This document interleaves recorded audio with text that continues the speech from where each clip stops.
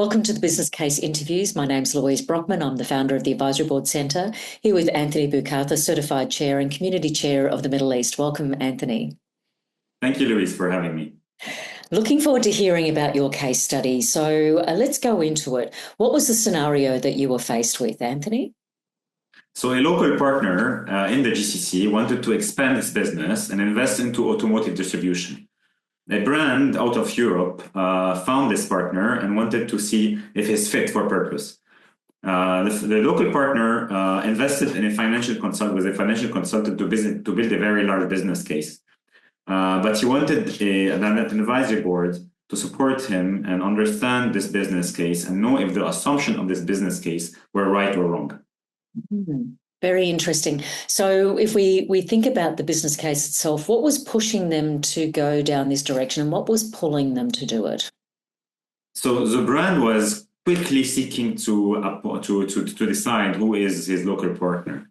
And so they needed quick support. This was the push. And the pull was the shareholder saw this opportunity. He's very emotional about getting this brand, a very strong brand from Europe, in the automotive world. So it was a very emotional decision to go down this path. And they wanted a very solid fact-based decision and not only an emotional decision. Right, so they really wanted to do it. So if we look at the structure that was put in place, what was the actual advisory board strategy itself, Anthony? So it was a commercial project advisory board for 6 months. We met once a month. We had on this advisory board, so the chair and an independent person, and then we had 4 other members. One of them was a financial consultant and 3 other experts, so 5 in total. The way we did it was we met once every month, and the governance, we did not have any decision-making power. The only thing we had is to give a proper advice on the assumptions to the shareholder, and he should make his decision in whether he should invest or not in this business. Right. Yeah. And so I guess that was a really important decision to make, is to really look at the way that investment decision was being made.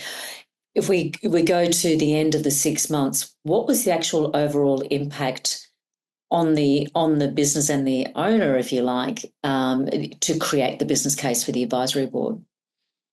So the financial advisor that first prepared this plan is a very well-versed person in finances, but did not have a very deep expertise in automotive distribution in this specific region.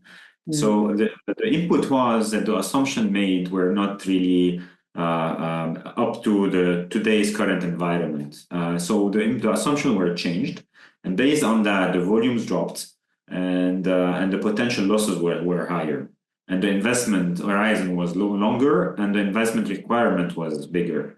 And this saved a lot of things. Number one, it saved the family from breaking down, because at least now they know exactly what they're going into in terms of a family.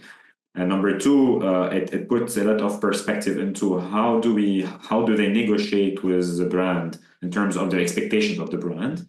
And number three, it ended up being an investment, but a very fact-based investment and not an emotion-based investment. Mm.